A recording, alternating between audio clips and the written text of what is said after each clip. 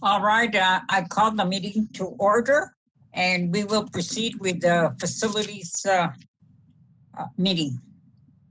Okay. Can we have a roll call? Make Yes, sure ma'am. we have a quorum. Yes, ma'am, we sure will. Mr. Uxer.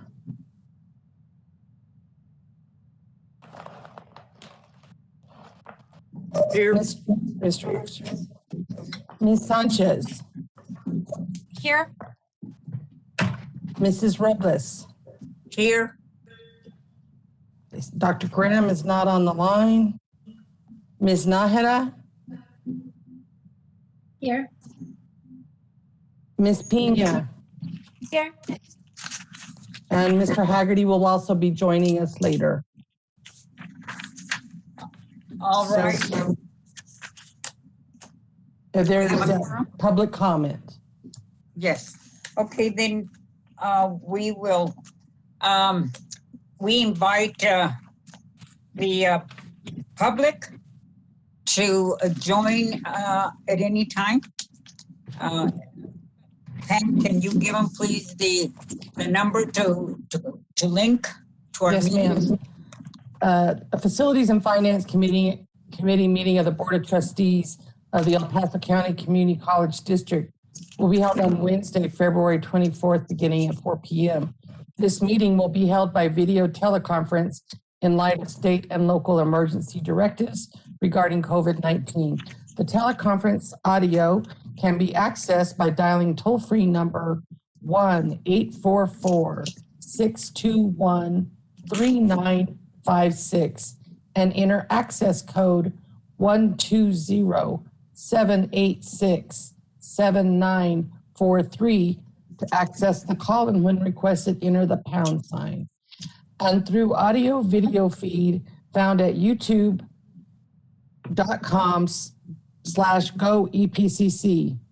Any member of the public wishing to make a comment or question regarding an agenda item can email the comments or questions to the following email address: board-questions@epcc.edu. All backup and related materials for the meeting can be accessed at the following link: epcc.edu/administration/board of trustees. And at this point, no one has signed up for the public comment, Mrs. Robles. So if you'd like, I can go and read item 5.1. Please do so. Item 5.1, Mr. Paulo Perez, Program Manager of ECM, will provide an update briefing on the progress of the Combined Fee Revenue Improvement Bonds Series 2016 program. The briefing items will include, but are not limited to, a general update, including schedule and budget for all 6 projects, as well as an overall bond schedule and budget update.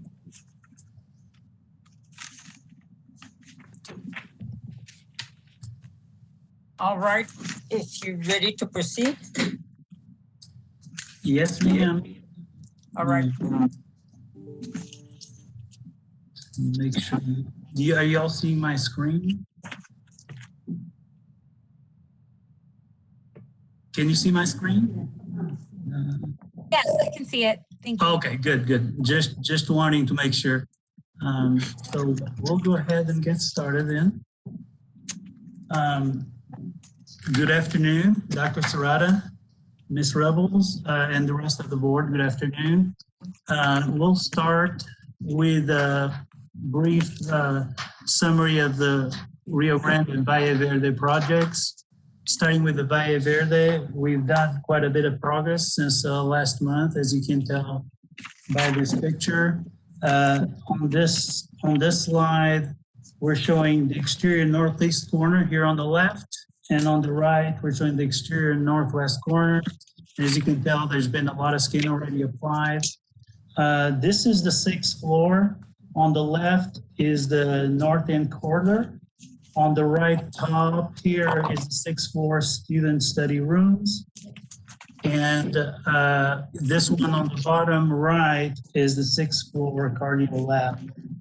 Then moving on to the 7th floor, we have the radiology classroom here. As you can tell, there's been quite a bit done. All the walls are closed in and all the ducts are in.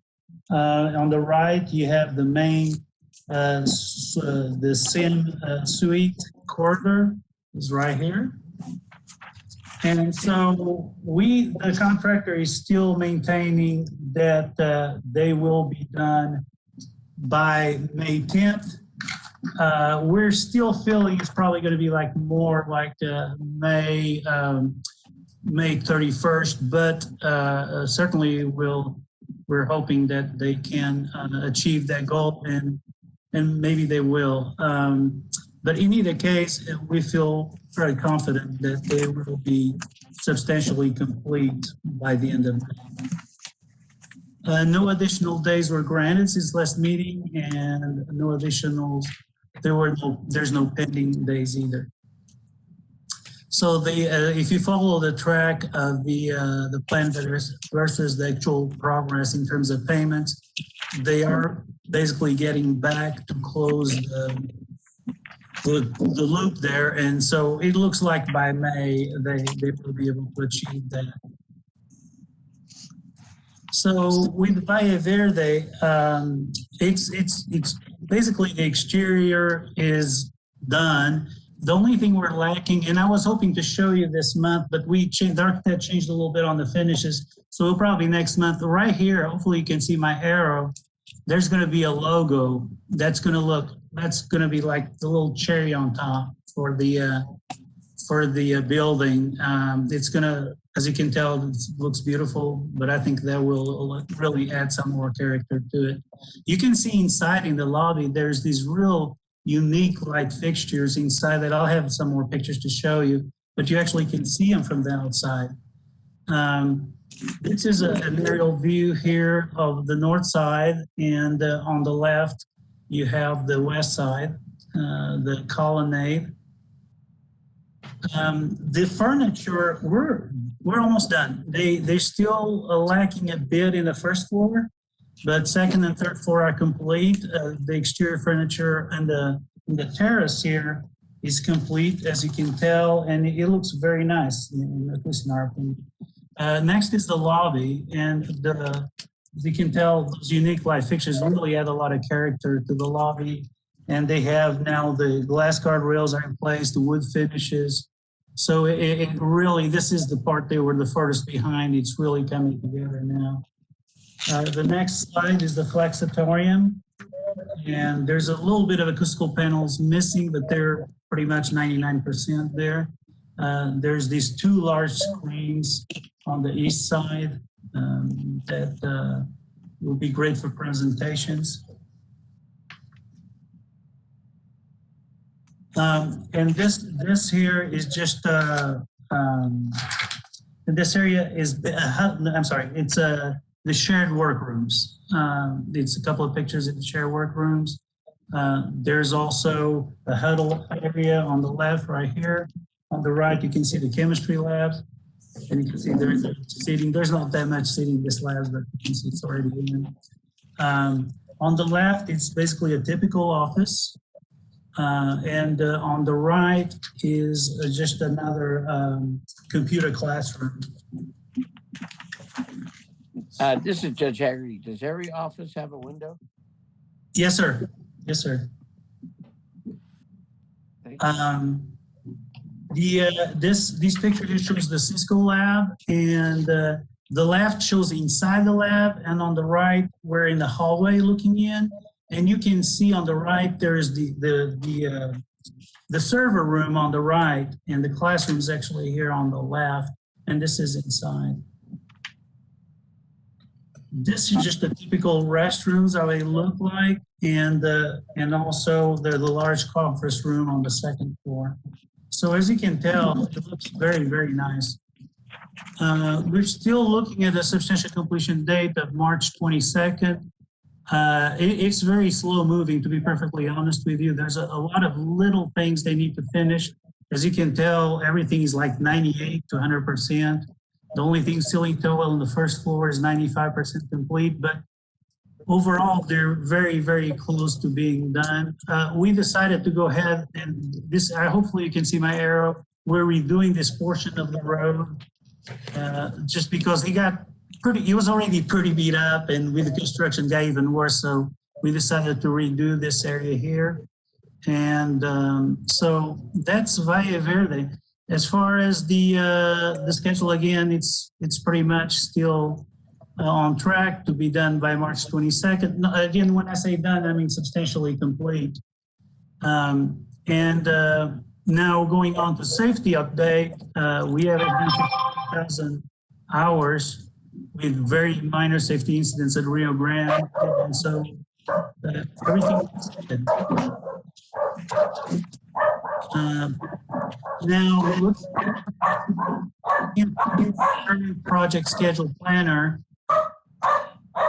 No change from this slide. Actually, there's a few slides that haven't changed at all since last time. The budget update, the same thing, and nothing has changed in the budget. Everything stays pretty much on track. This is also the same, the overall bond budget.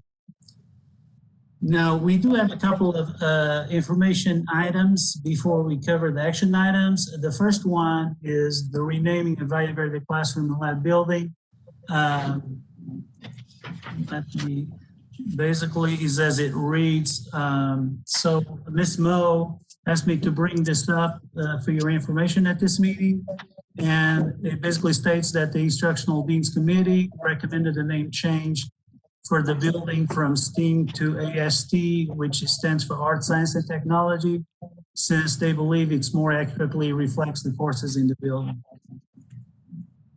This is the first information action item. The second one, I'll give it to Mel to cover. Good afternoon, Mel Herrera with ETM, board, chair, and person like that. Thank you for the opportunity to address you in this matter. I have a little bit of a long presentation, so I would like to respectfully request that you hold your questions to the end, as I believe that I will answer a lot of them.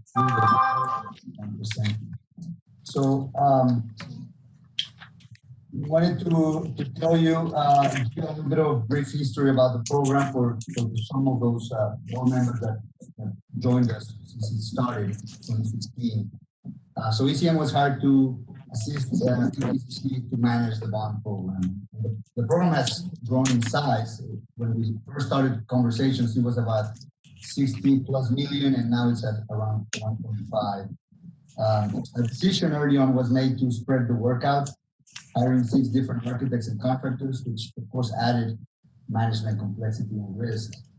So in addition, just to give you a little bit of flavor of what we've done, in addition to managing the design, procurement, construction, and turnover of 6 buildings, we've also managed the programming phase of the renovation of the former Mount Sinai Temple to a performing theater, and then also provided design standards for EPCC future projects.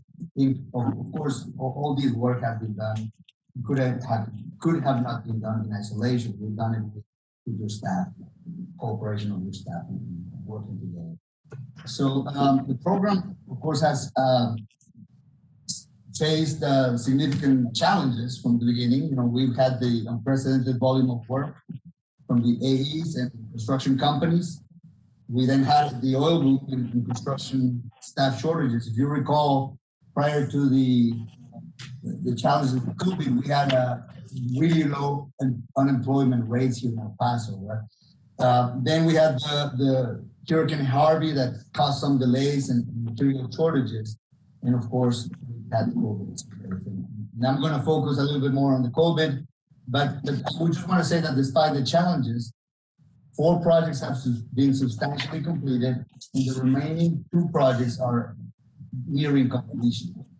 The program is under budget at a very low average cost of $231 per square foot. That is excluding the Rio Grande, which is partially a garage. But if you were to include the garage, the project would drop to $216 per square foot. So Wanted to also, of course, acknowledge that in February of 2020, this board approved an extension of services for ECM to manage the program until its anticipated completion of March 31st, 2021. So as COVID and concurrent delays outside ECM control have pushed the completion of the program to about August, we are requesting additional compensation. So let me then go to the next slide, focus a bit on that previous extension. So we made the request for previous extension and provided backup to the staff in November 8th. Of course, negotiations and reviews take some time, and the proposal was finally approved by you, Board of Trustees, in February 26th.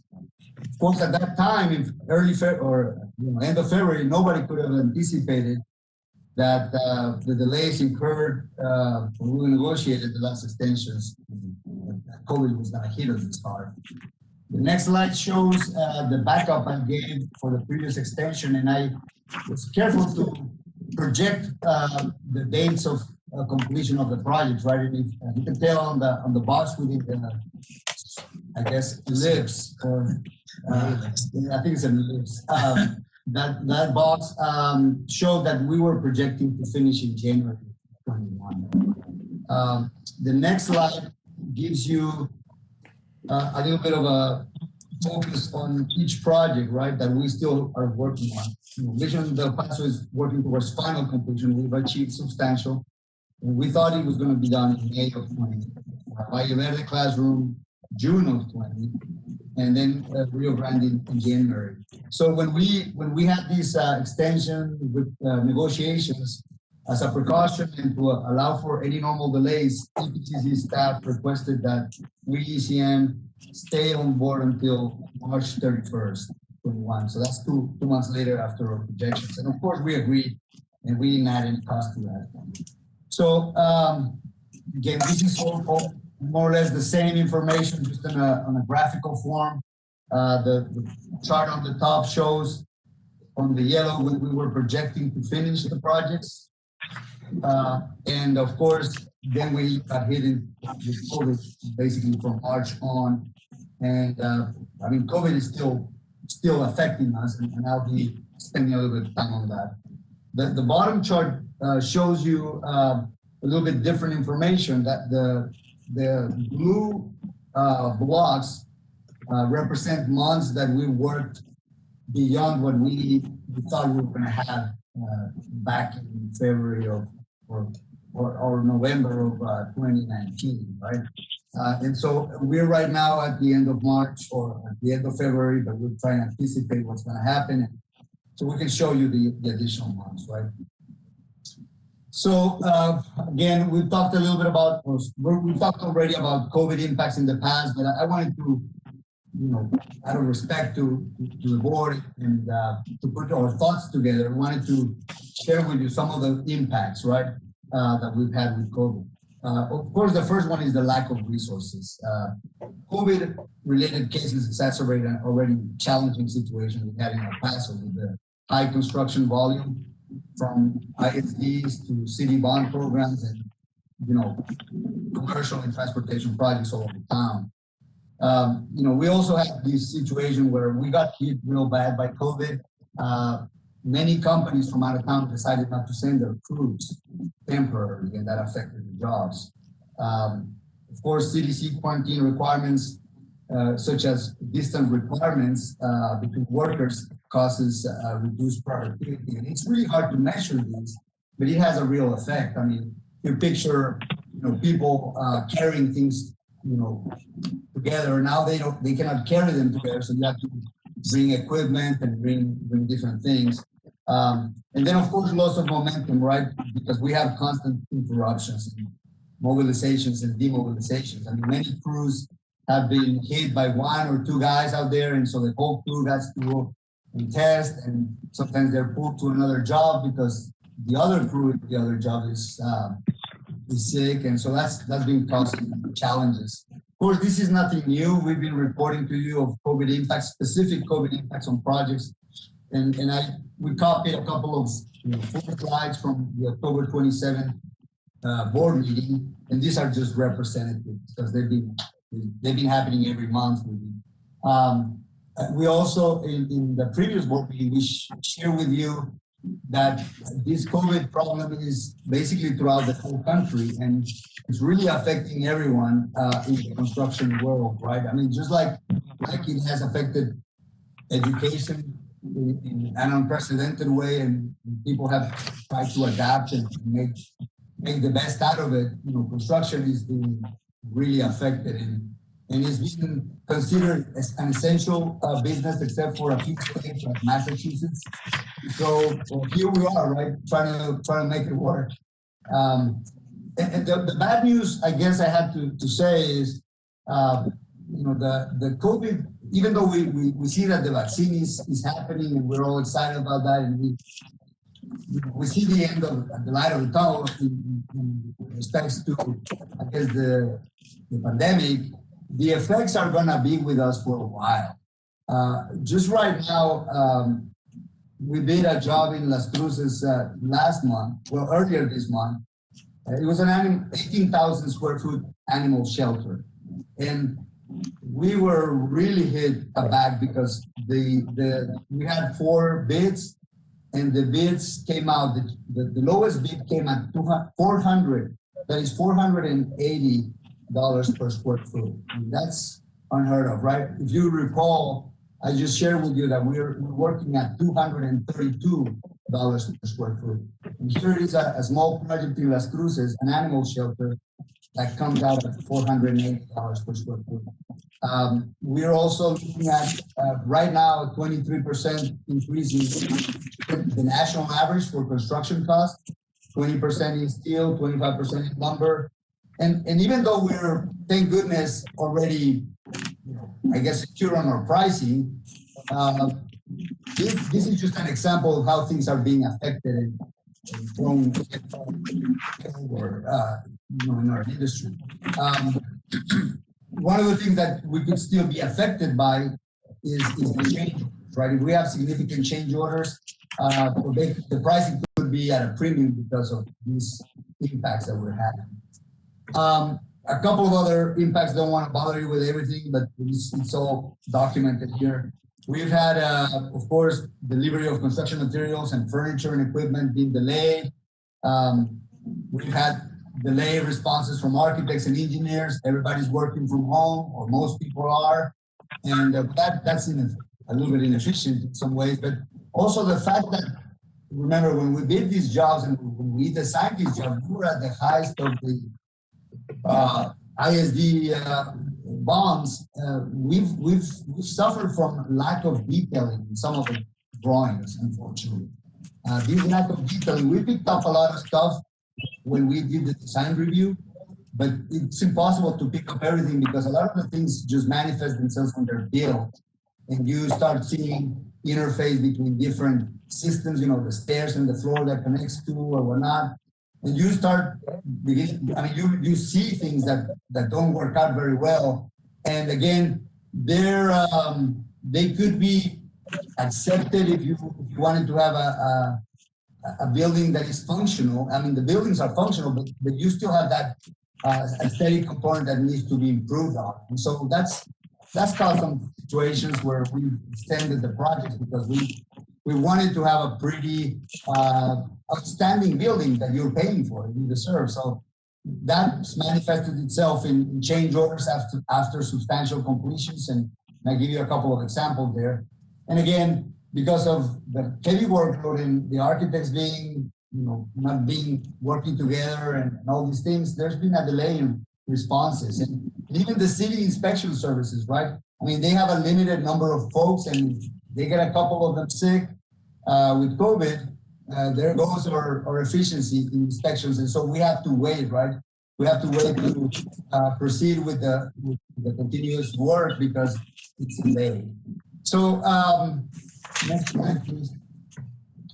All right. So one of the things that we've really been pushing the contractors is to catch up, right? To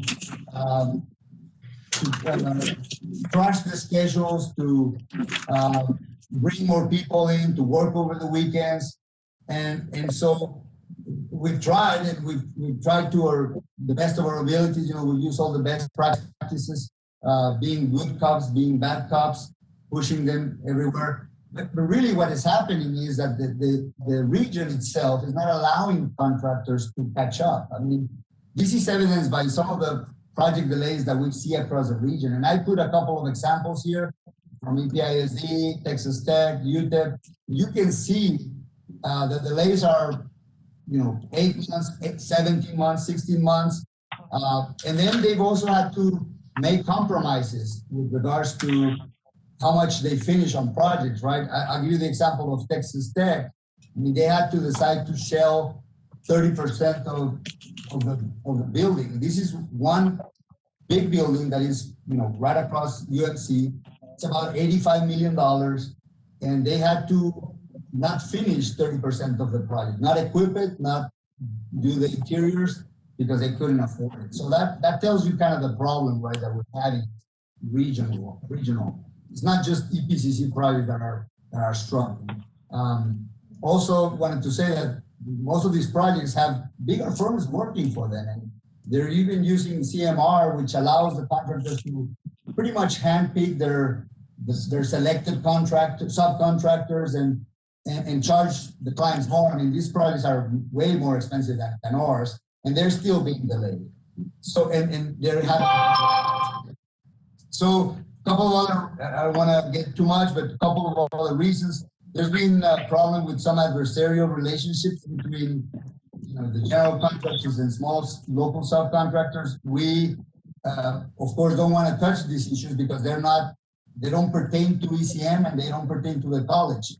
There are internal issues of the contractors themselves, but there's some significant disputes going on, and that, of course, doesn't help. And then, of course, we've had some really important improvements to IT and security. You're getting state of the art, you're getting really great programs, but some of these things have happened at the end of the projects. And so the last thing I would say on the next slide is, of course, we've also had opportunities to improve the equipment and improve some of the things that we're providing to the projects, and they've also delayed some of the final completions, right? Give you an example, at TTC, for instance, there was some turnover of deans and faculty, I believe. And so the new faculty came up with their own ideas as to what would be best to buy, and we had to make a few changes. So despite all this, I just want to say that we have managed to stay under budget. And as a matter of fact, we're still project to return more than $500,000 at the end of the program. I mean, this is important to say, right? We haven't been able to hold the schedule, but the budgets we have, and that's a very big component.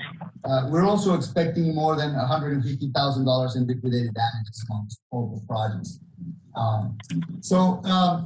Kind of turning, what is pending, right? The next couple of slides tell you what is pending right now. We've already achieved substantial completion on Mission del Paso, but we have 31 change orders after that are being worked on.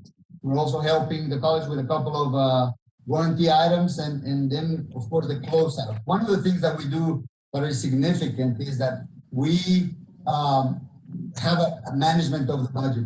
We can tell you where every single penny has been spent on. And that's important because it helps with transparency, it helps with accountability, and also will exclude you from any audit, right? I mean, you have answers for where the money has gone. And that's part of the closeout that happens at the end. So, we can, of course, control the budget. We can't really control the schedule. I mean, we have a lot of techniques that we've used, that we've pushed for to push the projects forward, but it's sort of out of our control. Next, on Valle Verde classroom, we're expecting to be fully closed by the end of June. Again, we're still moving towards substantial completion. We'll have a punch list.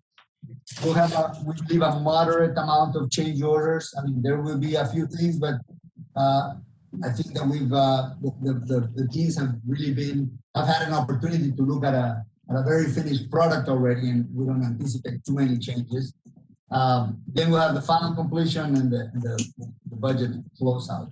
There's of course the item of liquidated damages that requires documentation. We're gonna help you with that, of course. And then the Rio Grande is similar in nature.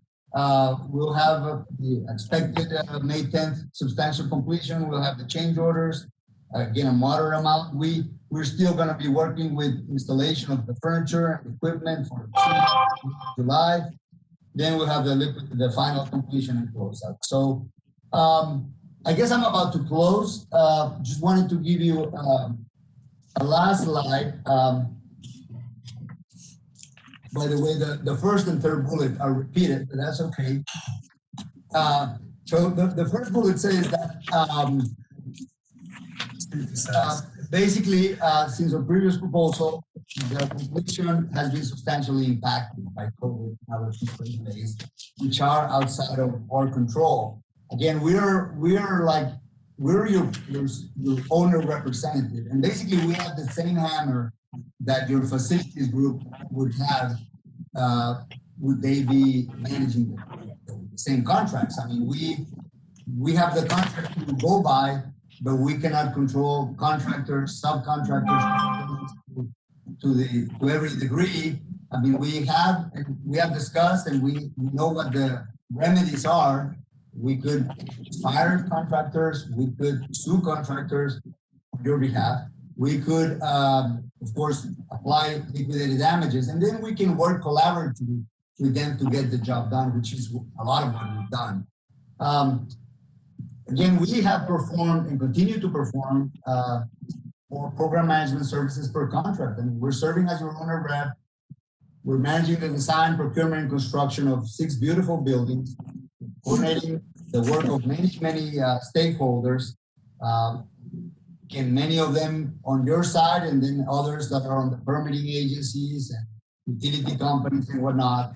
We're maintaining the program under budget. And we're preserving the transparency and accountability of all the expenses.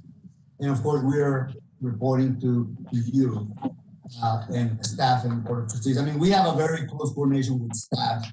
Basically, all of the decisions that are made, kind of get passed through your staff to make sure that we're in concurrence. And so the last 2 slides basically talk about a couple of options here for our services.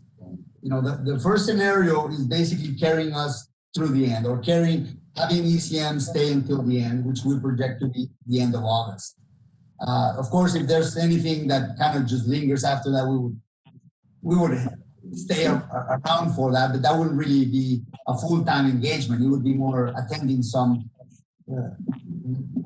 limited pending items. But basically, we would close all the projects out. We would give you final reports for every project. We've given you one so far. We would give you the videos. We would give you everything that you've seen from us and you've come to expect from us, rightly so. Or in case you have a question, we would have calculated, ECM has calculated that would require about $47,000 average. That would include your program manager, as I stayed here full time. And for you, make sure you know who that is. That is Paulo. And then we have a full-time PM on Rio Grande, which is David Rawlings. And then we have a project coordinator, which helps us with processing a lot of the pay-ups and invoices from everyone involved. That's this. And then we also have a second option, which is basically being full-time until the end of May, which we're basically saying we'll have substantial completion for everything. And then at that point, we start kind of phasing out, and we're beginning to prepare the handover of any outstanding issues or items to basically to the facilities group headed by Mr. Lovato. So again, this is not ideal, but we thought we would present you with 2 options so that you wouldn't feel like we're cornering you into one. But this would be, at some point in June, we start focusing on transferring pending items. And And of course, we'll document everything thoroughly. We'll make sure that every question is answered even after that, of course. But it would be kind of handing it over before it's really put. It would be substantially completed and you could start moving into, but again, any significant change order or any equipment installation and stuff, it wouldn't be necessarily full-time participating in that. And so that concludes my presentation, and because I'm open for any questions that you might have.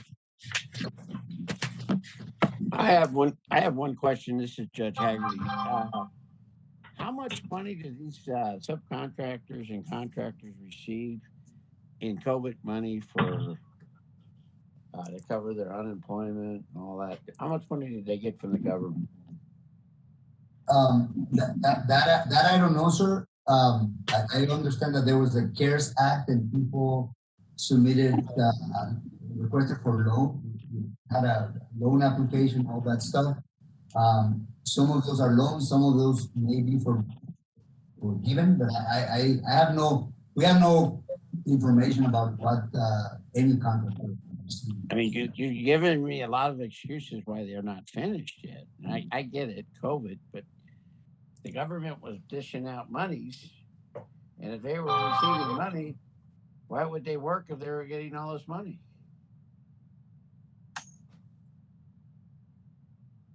Well, I mean, I don't know, sir. I guess I think that the monies were to prevent them from laying off people. If I remember correctly, that was one of the there was a lot of big corporations that got millions and millions of dollars, and I never understood why they got that kind of money when it was supposed to be for people like you said that were unemployed and that sort of thing. But right, not you know, all I hear is excuse. I don't understand. I mean, I get it. COVID was a mess. I got it. I understand. But I would really like to know how much money they received from the government. And then they're going to come back. I can already feel it coming. You're going to come back and ask for some more money. I got it. I understand how it works, but I just don't want to have them being double dipping. Well, one of the things I could say, sir, is that we're not paying the contractors any money for COVID. I mean, they're not finishing their jobs, and obviously that is a problem. But we're not paying the contractors money for COVID delays. You're paying the contractors to finish a job on time, and you're giving me excuses why they're not getting it done on time.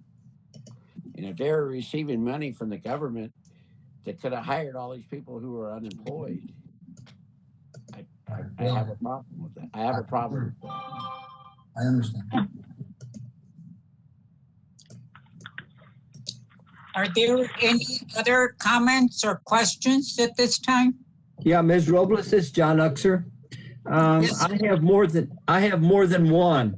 So let's start from the first. Mel, you said in your brief introductory, you said this is an unprecedented volume for A&Es and construction. I have two comments with respect to that. Okay? Yes, sir. Can you hear me? Yes, absolutely. Okay, first of all, you have several things. Let me go back to this. You do A&Es, and then you said CR at something, and then you have MDP and AV.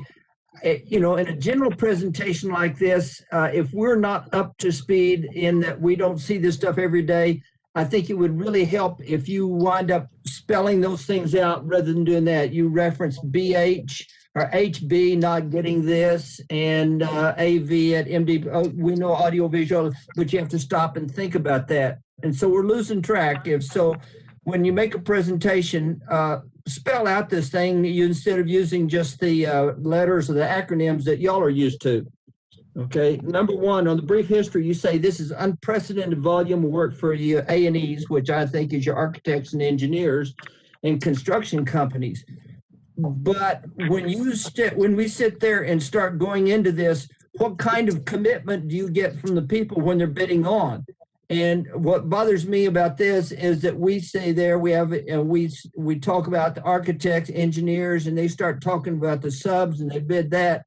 All of a sudden they're bidding something that they don't have any value on. And so maybe we should risk that. You're saying the unprecedented, and yet we're sort of blaming the inactivity cost increases are due to, well, because Hunt's building a building and EPCC is building, EPISD is building a building.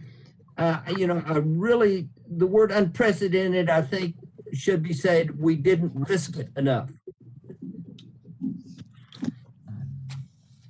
Right. I think I follow.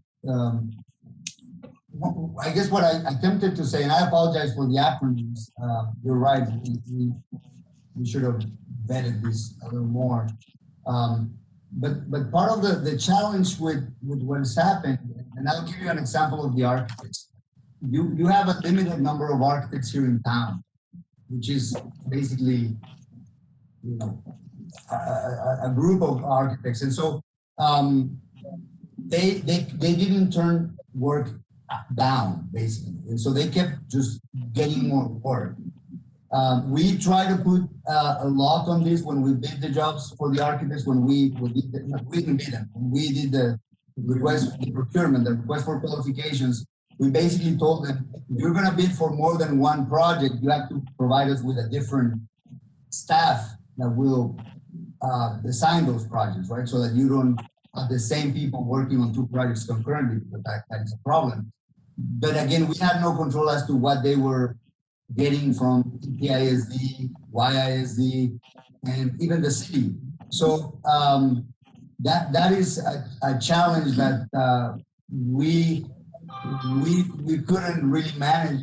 We've managed it, but it's just a problem, right? Because we have a finite number of professionals in town. You got all this work, and they're not turning it down. They're just trying to. They don't have any more people to hire in El Paso, and so it's just crunch. And let me give you anecdotal evidence. I was talking to someone in your procurement and office, and they were looking at like jobs that we have nothing to do with. You get the design drawings, and instead of being EPCC projects, they have notes that say YIS, Isleta Independent School District. And that happened more than once. Just because, again, they're being sloppy because they have so much work and they only have, 12, 14 hours a day to work. And that was just, it's not an excuse, it's just a fact, I guess I'm trying to share with you guys. Okay, I guess we'll sort of respectfully agree to say I'm not sure about that. Okay, let's go to the page where you showed the change order number 6 extension costs that you submitted, I think, in November of 19. And you put what you call your box or your ellipse around there. And I have some questions on that. You said the extension request in the lower bottom hand corner was $506,496. That's correct, sir. Okay, now I'm looking at that, and so I go to your scenario 1, and you're talking a project manager. You're going to run him 4 months at full time and 1 month at halftime for one of the estimates. And I look on here, program manager, and it's Paulo, and he's quarter time, and the monthly cost is $9,000, but you're reducing that cost by $2,000. I don't, what I'm trying to do is what I do is I look at your scenario 1 and scenario 2 and look back at the costs that you've anticipated in your original extension, and I can't make the dots line up. That is correct, sir. Let me try to explain that. When I did this extension change order number 6 that you're seeing on your screen, I basically was looking at a delta of what we had originally projected and what we had in front of us. So I basically broke it down. As you can see, we didn't have only 3 people working this job. We had a lot of other people. A significant effort from our end, and it took all this and more, right? So I basically said, okay, how much is each project going to be and how I'm staffing it, and then how many months of delta do I have? That's how we came up with the 506. So for instance, let me put Paulo on Rio Grande, the program manager in Rio Grande, which has that square, basically the delta was only 2.7 months. Right on that same line, 2.7 and 2.0 at a quarter time. And so that's why it was actually, the extension request on that project was a little bit of I think it was a negative. So I give you a credit on him. And the big effort was some people that I had on the field, specifically for Misión del Paso and Valle Verde class lab. You can see the number, 124,000 for Valle Verde class, which is what the delay was at that time with Edgar, a full time managing that project. So again, I understand your question, but it is not a linear comparison. What I did here on the original fee is I had all these different projects, basically all of them, that needed an adjustment. Yeah, I think the point I'm making is that, I'm not able to draw extension. And when you start putting down a table that shows a bunch of costs and times, and then you close out with another table that all of a sudden has just a general classification and then a total dollar amount, what I do is I go back to one and say, you're going to use the same thing. I would think if you're going to give us a table to start with, then when you bring up this table, I'd like to see the documentation behind it to show how you calculated full-time. I'd like to see the documentation of how you came up with the monthly average of 47.54. See, so when you do that, so I realize this is information, but if we're going to see anything like this again, I think we need to see a little bit more definition on how we arrive at the cost. Yes, thank you. I understand what you're saying. I do have the table here. I didn't include it because it hasn't been negotiated with your staff. I understand. I understand that this is just information only, but right. But I'd like to. Again, I have the table here as a hidden slide. I can show it to you if you want to see it right now, or we could wait until it's fully negotiated. If you guys Let's wait. Let's wait until it's fully negotiated, and then I have a paper copy, and I can use my Excel spreadsheet to see how it is. I agree with your Excel spreadsheet. Absolutely, sir. Thank you. Okay. I guess I'm concerned about all of these what we call change orders, and we have change orders, and we're through, but we have change orders. And I understand that things happen as they go along, but we have change orders. And it seems like somehow we need to get a control on change orders, because they're going to come in and we're going to look at the budget, and we're going to say, well, we have the change order. And so, yeah, we can look at that, and, we have it. No, we need to justify it. And by the way, you're representing beautiful buildings. We didn't pay for scum buildings, so I think beautiful buildings just goes without saying. Okay. Noted. Okay. And then the last thing is that you said that many of these projects were delayed, and you're talking about that, and you use the acronym. I pretty well picked up most of them, but I don't understand capital C, capital M, at capital R. What is that? Yes, sir. Thank you. It's construction management at risk. If you remember at the beginning of the program, we had a discussion about which methodology we're going to use to procure the contractors. And that goes into the alternative delivery methodology. Most higher ed and K-12 buildings in El Paso and throughout the state are done through construction management at risk. That's a different methodology. I can get into a lot of details with that, but it's one of the effects of that methodology is that it gets to be more expensive, less competitive when it comes to the pricing. And so we decided collectively, and I guess, of course, the college makes the decisions. We had a discussion, I guess I'm trying to say, about which methodology to use. Yeah, I understand. Yeah, I appreciate it now. And I guess I lied, because this is the last question or last page. You see what is pending, and I'm looking at potential issues this is for the sheet saying Valle Verde Classroom and Rio Grande Campus. First of all, on Valle Verde Classroom, yeah, potential issues related to LDs. Okay, again, it comes back to, I'm having a hard time remembering what LDs is. Yes, I'm sorry, it's liquidated damages. Oh, okay, Yeah. okay, yeah, okay, I get that. And then now the list is the last of the list. Why did you put expected into the quotation marks? I think I know what you're going to say, but I want you to emphasize it again, please.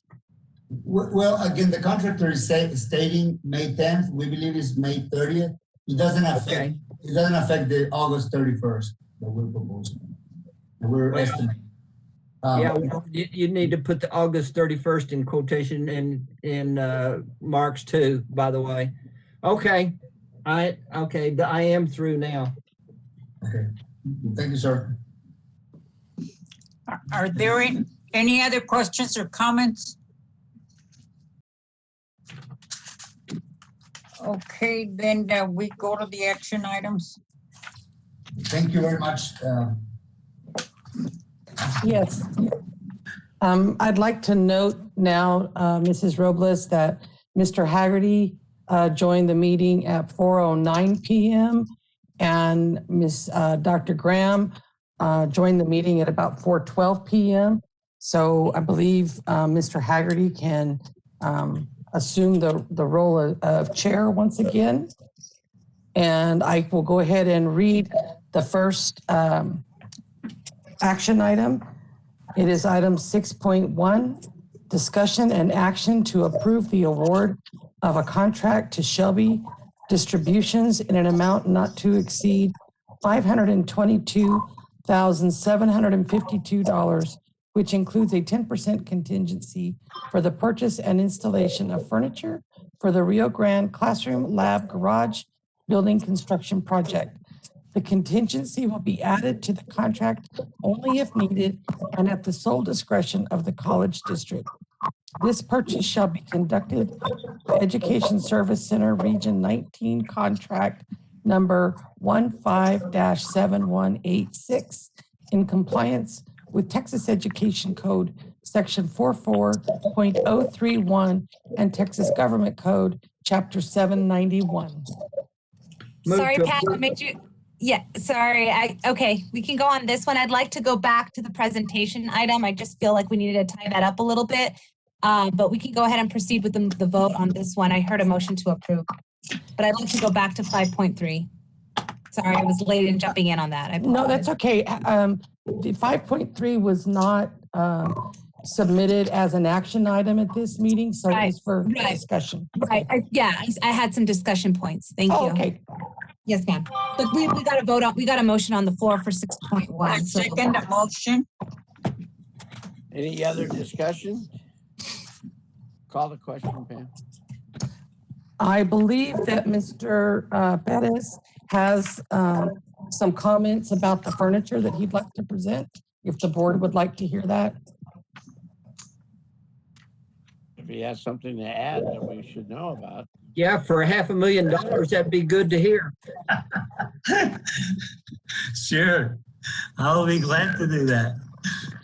So are we guaranteed $500,000? I need to get back on the screen, Sergio. Let me see if can you all see the screen? No. Okay, let's see.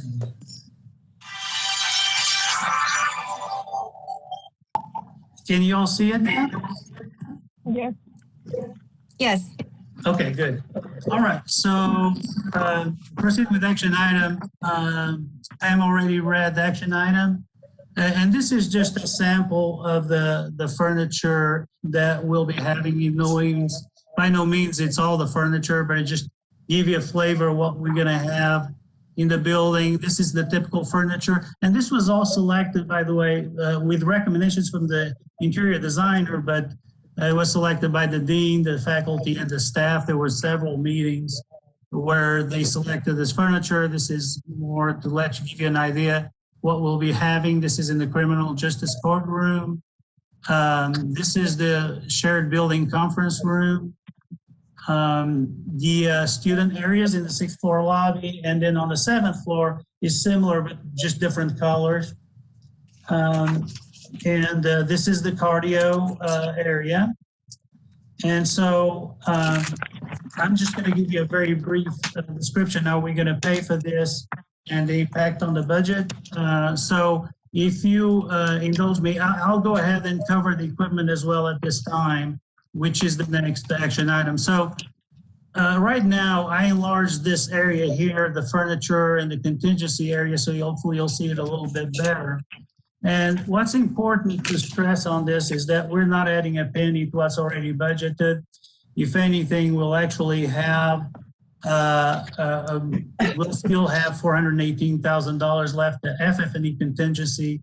Just clarifying, that's not project contingency or construction contingency, is exclusively for the FF&E purpose. So we're in real good shape, and thanks to all the effort from the interior designer and the staff and the faculty on getting these numbers to work out. Today's equipment number cost is 1.391 plus the 10%. And we already had spent $700,000 of that for the sim lab, which you all approved on July 29th of last year. Then there's a nurse call feature that also adds $15,000.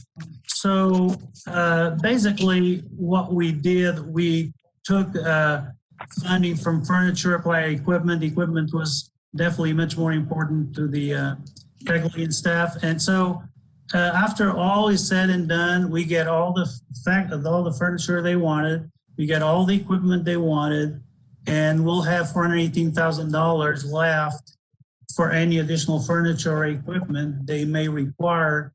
I know for a fact there's an ultrasound machine that they're getting, but they'd like to have an additional one, and that's $500,000 right there. And these 418 will go a long way towards that. But it's up to them and EPCC to determine, and the board to determine what and if they want to use these funds here. If these funds are not used, they will convert into the project contingency and will increase the project contingency considerably. So I'd like to request for your votes on this. This is Carmen Graham. Do we only have one area that's going to have those bright, beautiful teal colors? Everything else looks gloomy. Remember, we're catering to the kids, to the students, not just the staff. And we need to brighten out their day with bright colors. I agree, Dr. Wren, but keep in mind that the furniture is just a small component of the environment of the room. There's colors of the walls, there's colors of the floors, so you need to be careful that it's all blends naturally. And I think you'll be impressed once you actually see it within the context. And again, this was, we had lots and lots of meetings with the faculty, staff, and the deans on this. And the presentation was taking into account what the other finishes are. So hopefully that makes sense. Does it, Dr. Graham? Yes, it does. All right, I thank just you. like bright colors. No, but it's certainly a very good point, yeah. I keep thinking because a lot of these young people are coming from schools that have, bright color furniture. Right. But that's okay. We'll Right. work with it. Yes. Any other questions? Any other discussion? Call the question. Mr. Uxer, Aye. Ms. Sanchez, Aye. Mrs. Robles, Aye. Dr. Right. Graham, Aye. Ms. Nájera, Aye. Ms. Pena, Aye. Mr. Haggerty. Aye. Want to go back to this question that Ms. Sanchez wants to ask on 5.3? Go ahead, Ms. Sanchez. Yes, hi. So we're back at 5.3 on the discussion item to information related to ECM's request for additional services. So I'm assuming this will be brought back next month for an action item. We had two options at the end of your presentation for consideration. So the question that I did have was, as far as option 2, so there'd be a transition period in June, if that was the choice that the board would move forward with. And so my question is just what that feedback is from the staff, Mr. Lombardo, who would be, I guess, handling that. What are some considerations from your end and recommendations from your end if we do decide to go with option 2? Whoever would like to answer that. Thank you.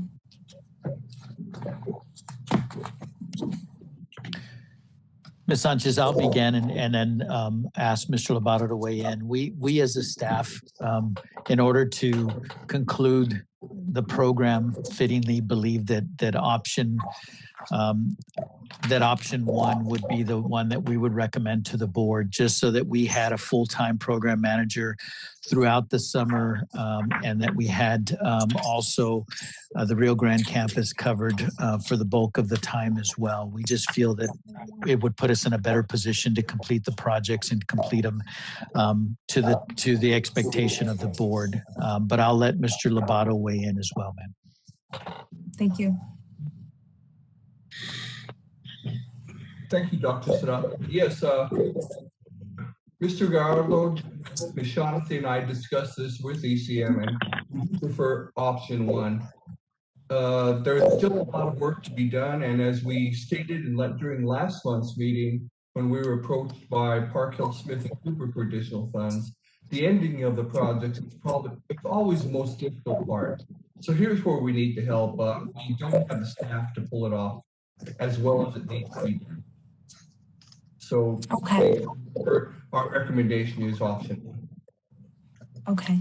All right, great. And I know, so then, again, we're not posted for an action item on this one, so it'll be brought back. The only, I think, comment and feedback that I would have as we move along in this process, we're at the tail end, which is great. The work has been done. Thank you to ECM for the work that you've done and to overlook that, as well as to the staff. Yeah, the comment that I would just have is that as we're entering into this final stretch, that, you know, any consideration, any feedback, any update and progress really would be provided during these meetings. You know, I know that so not too long ago, from what I recall, the representation to the board was that there will be no more cost associated with this. We're done, and so that's fine. And of course, you know, things happen, things change, and we all know that just based on the experience that we're going with. But I think in terms of planning and in terms of like keeping the communication open, it would have helped if that conversation probably would have happened along the way as we go through this. I think, again, we all understand that, but in terms of just being better prepared so that maybe there is some more consideration as to other options. Of course, you know, I think we hear the recommendation loud and clear that we would like to continue with ECM until the end of August, and I'd certainly respect that recommendation and feedback. But along the way, we're here as well to provide some information, guidance, and questions. And what would have been helpful through that process was to hear really with the reality of why this was an issue. And so just some food for thought as we enter this final stretch. And if the board ends up deciding to go with option 1, I'd like to continue to make sure that there is that openness and that transparency. And so that's just my feedback. And that's feedback both for ECM and of course staff, who's all of you all have been working so hard, but it just helps for the big picture and perspective as we move forward with this. So that's it. So thank you very much. Thank you for the presentation. Thank you, Ms. Sanchez. Thank you for the recommendation. Yes. Okay, Pam, go ahead and read 6.2. Yes, sir. Item 6.2, discussion and action to approve the award of a contract to Southwest First Aid and Safety Supply Incorporated, doing business as Z Medical Service number 114, in an amount not to exceed $1,530,541, which includes a 10% contingency for the purchase and installation of equipment for the Rio Grande Classroom Lab Garage Building Construction Project. The contingency will be added to the contract only if needed and at the sole discretion of the college district. This purchase shall be conducted through Education Service Center Region 19 contract number 207374 in compliance with Texas Education Code Section 44.031 and Texas Government Code Chapter 791. Move to Okay, approve. This is Carmen Graham. John Uxer, second. I also have a Everybody- question when it's through. Go ahead, Dr. John, go ahead. Ask your question. Okay, just one, I'd do the way after, just to make a comment. Go ahead, sir. Okay, just as a general personal observation, when you cut somebody in halftime, functionally you wind up with about a third of the attention. Either somebody's on the job or they're not on the job. And so when I look at scenario 1, scenario 2, I think the more that we can have everybody full-time, the more we do that, the better kind of observation. And it's sort of an intangible, but that's what my personal experience is. That's a good point, Mr. Oxer.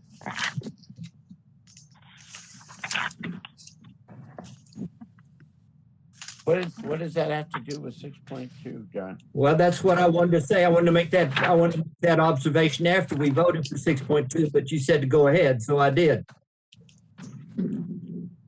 Okay, I don't know how that relates to 6.2, but is there any other discussion? It doesn't relate to 6.2. I understand. I'm just asking, is there any other discussion? Mr. Haggerty, I believe that Mr. Perez has some information to share with you all On that item? on 6.2. Okay, go ahead.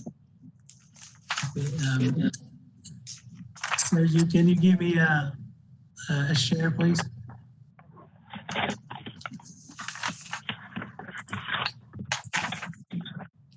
Okay. Can you all see the screen, the presentation? Okay, good. Yeah. So regarding the equipment, Pam, if you don't mind, did you get a chance to read this? I don't recall for the action item. Yes, I did. Okay, so moving on, actually this is very exciting because it's quite a bit of money, but it's also a lot of equipment that will be extremely helpful for the college. And again, the same as in the furniture, this is just a sample of what they'll be getting. They have all pages and pages of equipment in there. But some of the most significant ones, it's obviously X-ray equipment. There's a stretcher, exam tables, simulators.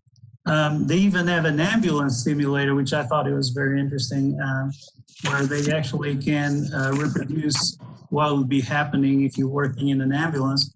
They have an aseptic isolator, which I had to look it up, but it's basically, it's like a clean area to work with pharmaceuticals. It's a sterile area. So they get one of those, and a surgical bed, an infant warmer. Ultrasound systems are extremely expensive, but also extremely helpful when he gets to training the students on that. So there's just a small sample, but I thought you would like to see them. So I'd ask the board to vote on this item, please. Any other questions? Call the question, Pam. Mr. Uxer, Aye. Ms. Sanchez, Aye. Mrs.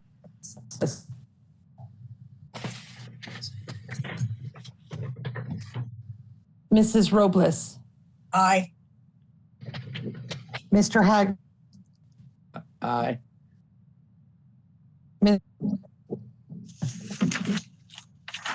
Aye. Ms. Pena, Dr. Graham. Aye. Okay, all right, do we need to go into an executive session, Dr. Sarata?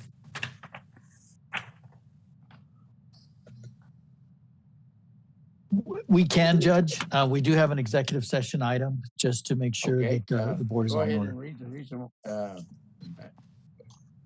what the law Yes, sir. is there, Pam, about going into executive session.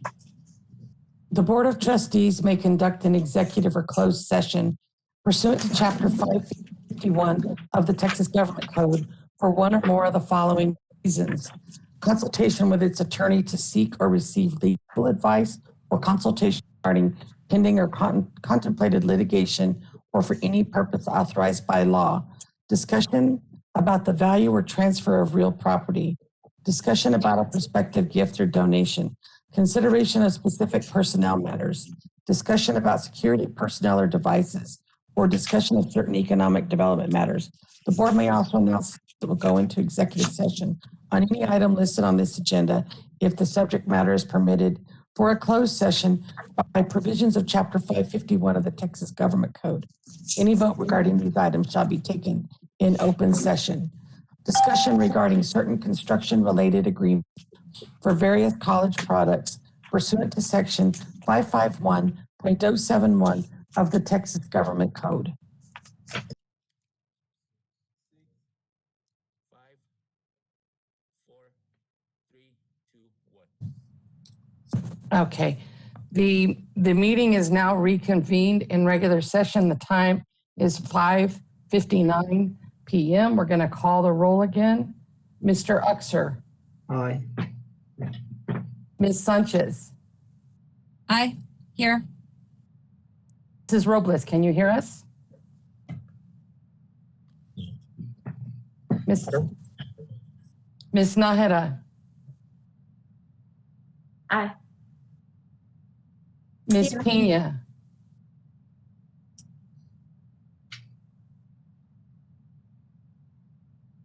Dr. Graham, Mr. Haggerty. Aye. We have Okay. 4 trustees on the line.